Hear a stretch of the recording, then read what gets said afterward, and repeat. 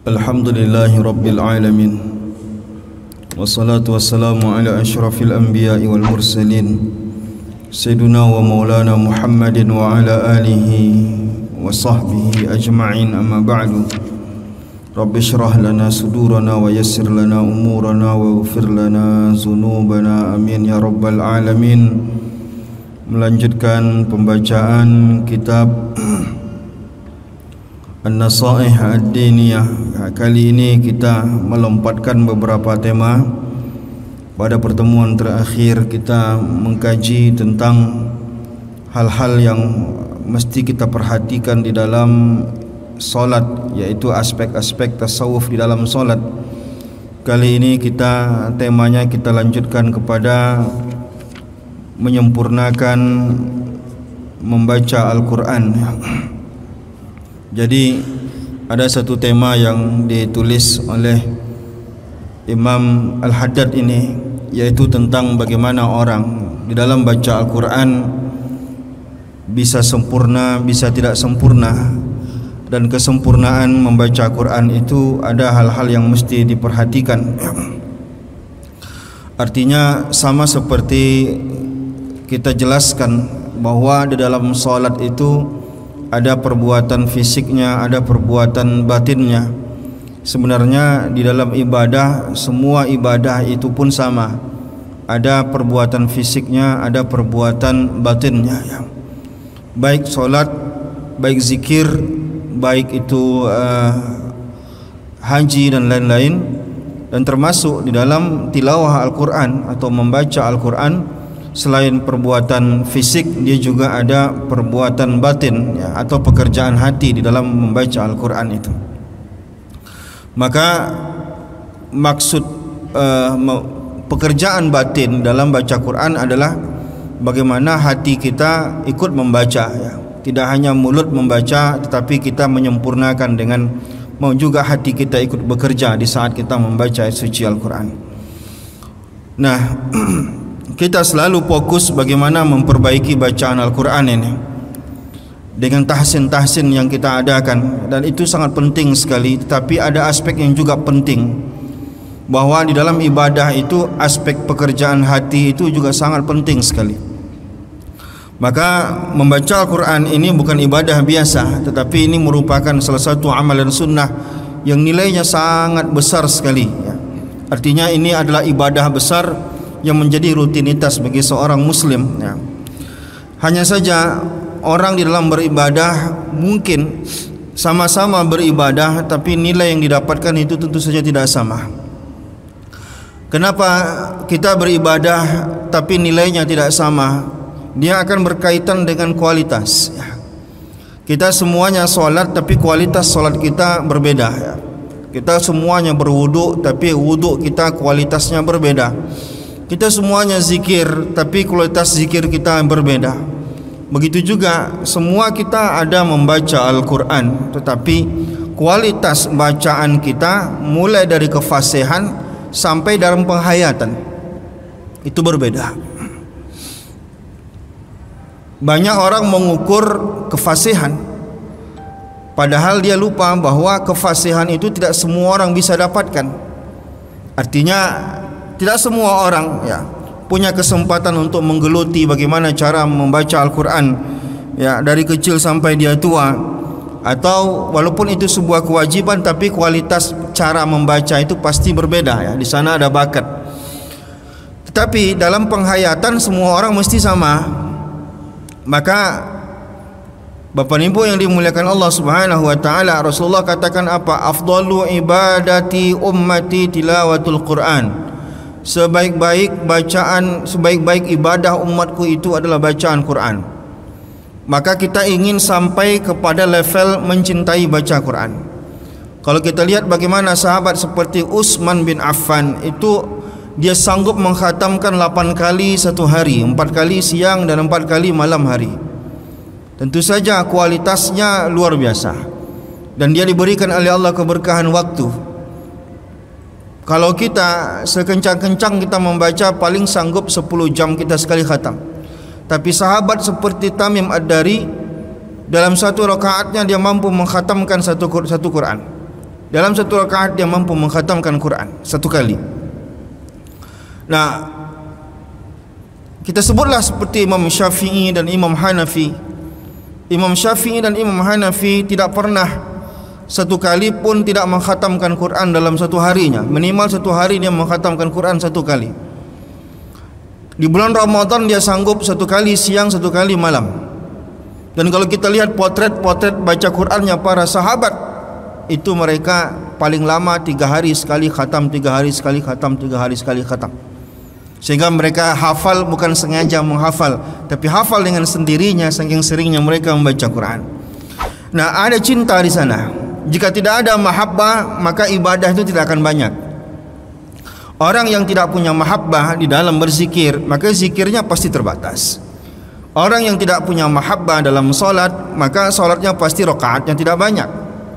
Tidak seperti Imam Malik yang 300 rakaat dalam satu hari. Tidak seperti seorang tabi'in yang sanggup 1000 rakaat dalam satu hari. Nah, kenapa tidak sanggup? Karena tidak ada mahabbah. Maka dari mana mahabbah itu datang? Mahabbah itu datang diawali dengan menjaga adab-adab di dalam membaca Al-Quran itu. Yang paling pertama sekali adalah bagaimana kita yakinkan tentang ketulusan dan keikhlasan di dalam membaca.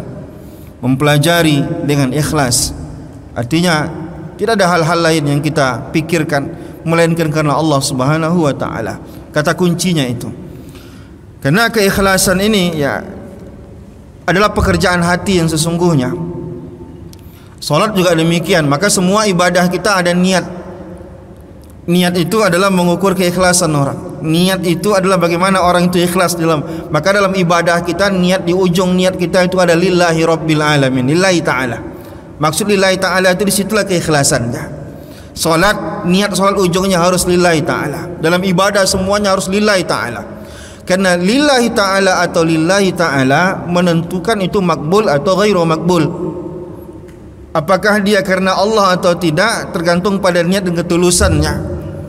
Maka banyak orang beribadah di dunia, tapi nanti di akhirat dia enggak dapat apa-apa. Ibadahnya haba'an mansurah.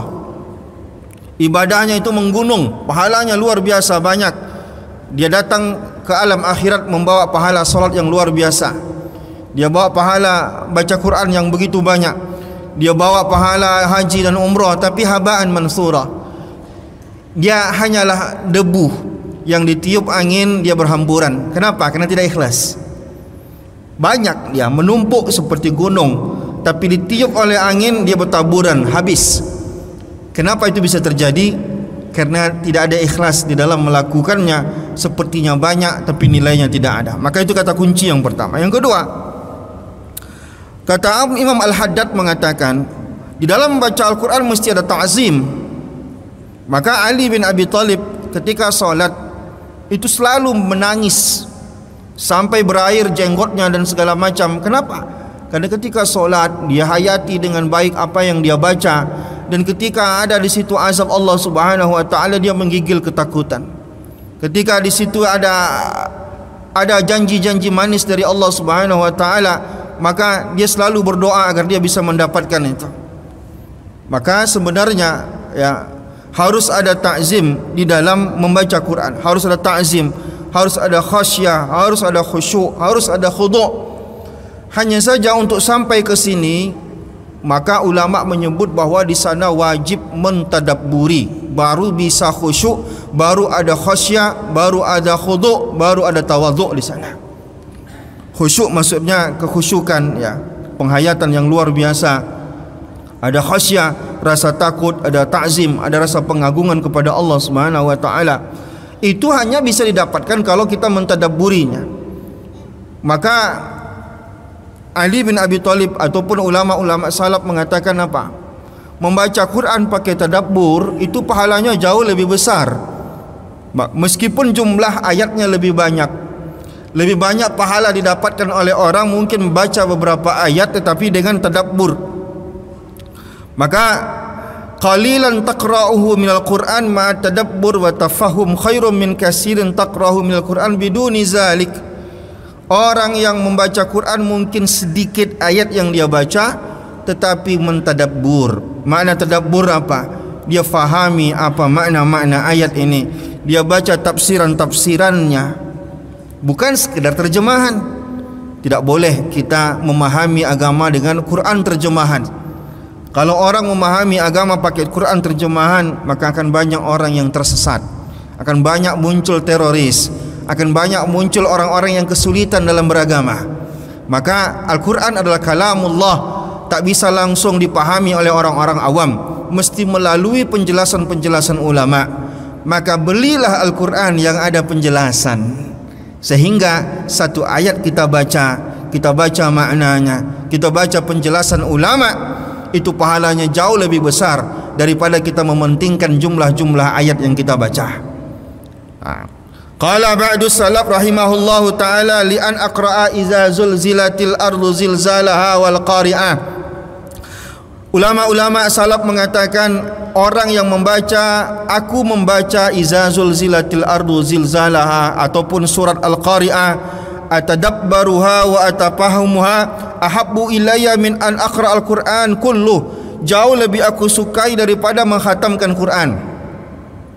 Kita baca Quran cuma surat Al-Zalzalah saja, tapi kita baca maknanya, kita baca artinya, itu jauh lebih baik. Kita fahami dengan baik, ma'atadabbur, kita pikirkan, kita renungi, kita hayati, itu pahalanya justru lebih besar dibandingkan kita menghatamkan dari Al-Fatihah sampai An-Nas sekalipun. Begitu ulama salaf dalam mereka berinteraksi dalam Al-Quran. Jika tilawahnya sudah beres, lalu kemudian dia tingkatkan dengan tadabbur, maka buahnya nanti adalah at-takhalluq bi akhlaqil Quran. Barulah bisa orang itu perilakunya persis seperti perilaku yang ada dalam Al-Quran. Sebagaimana sahabat bertanya kepada Ibunda Aisyah, bagaimana perilaku Rasulullah? Kata Ibunda Aisyah, kamu baca Quran, pahami Al-Quran, itulah perilaku Rasulullah sallallahu alaihi wasallam. Dan untuk sampai ke situ mustahil jika kita tidak mau mentadabbur. Mentadabbur pun mustahil jika membaca tak dipelajari. Pelajari cara membaca, istiqamah dalam membaca, lalu cari Quran tafsiran yang bisa menjelaskan, lalu kemudian kita mentadabburinya, baru nanti ujung-ujungnya kita berakhlak persis seperti akhlak yang Allah jelaskan di dalam Al-Quran. Semoga Allah memberikan kekuatan kepada kita, semoga Allah memberikan hidayah dan petunjuk kepada kita, sehingga apapun yang Allah kehendaki dalam Al-Quran mampu kita wujudkan dalam kehidupan kita. Assalamualaikum warahmatullahi wabarakatuh.